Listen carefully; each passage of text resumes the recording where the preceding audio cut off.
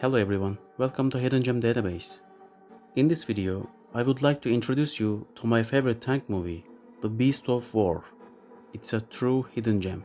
It's a 1988 American movie that follows the story of a Soviet tank crew in the Soviet-Afghan War. After destroying a village, a Soviet tank crew, commanded by a ruthless officer, becomes separated from the main Soviet troops and loses its way in the unforgiving desert of Afghanistan. The Soviet tank unwittingly enters a valley with only one way to in and out. They are completely isolated and their radio is broken. The tank is pursued by a group of Afghan rebels who are determined to have revenge for the bloody attack on their village. As the crew navigates the harsh landscape and clashes with Afghan rebels, tensions rise among them, leading to internal conflict. The tank crew consists of 5 people. Each has different personalities and represents different sides of war. First one is the veteran commander, Daskal. He is a ruthless, violent, and authoritarian commander. He was focused on the mission to return the tank to Soviet lines. The actor, George Dunza, delivers a great performance. I think he is the best actor in the movie. His cold gaze will make you anxious. Second one is the tank driver, Konstantin Kovarchenko. Kovarchenko is the most reluctant member of the crew. He often shows empathy and concern for others. For this reason, he is the crew member most opposed to Commander Daskal. Third one is the Afghan communist crewman Samad. As an Afghan citizen, he works as a translator and guide in the tank crew. He is a bridge between the crew and Afghan people. Samad is loyal to the Soviet Union, but the commander suspects him of being a traitor. Fourth one is the gunner Kaminsky. He is an undisciplined and aggressive soldier. He has trouble with everyone in the crew. And the last one is Loader Golikov. He is the weakest soldier of the crew and acts pragmatically. The Beast of War is directed by Kevin Reynolds. He is best known for the 2002 movie The Count of Monte Cristo.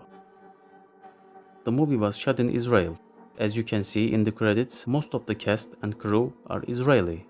By the way, the movie has 2 names. The other name of the movie is The Beast. One of the important things about this movie is the level of brutality. There are some really gory scenes. The Russian characters speak English without Russian accent. In some scenes, the actors react in a very American way, and the Afghans speak Pashto language with English subtitles.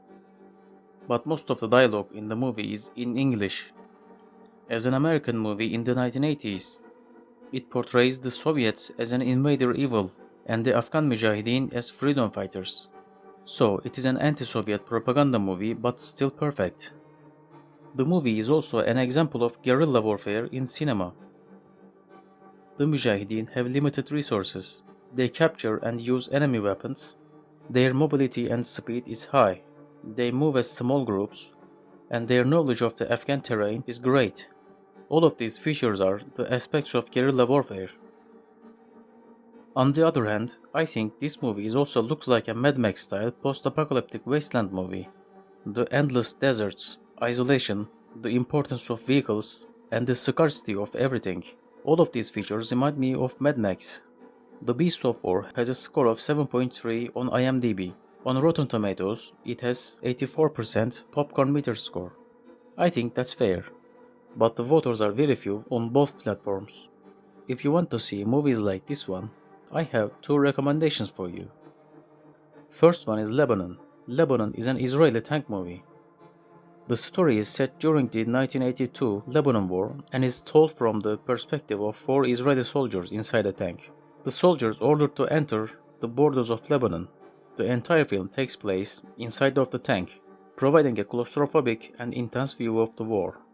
If you want to know more details about Lebanon, you can find the Lebanon movie review in my channel. Second one is Afghan Breakdown. Afghan Breakdown is a 1990 Soviet war movie. The movie is set in the last days of the Soviet army before its withdrawal from Afghanistan. It explores the relationships between soldiers and their interactions with Afghan civilians. The movie also contains enough dose of action scenes. You can find this movie on YouTube with English subtitles. I think this movie is the best movie about Soviet-Afghan war. It's definitely worth watching. Thanks for watching. I hope you enjoyed this video. Please like and subscribe. and share your comments below for new hidden gem reviews.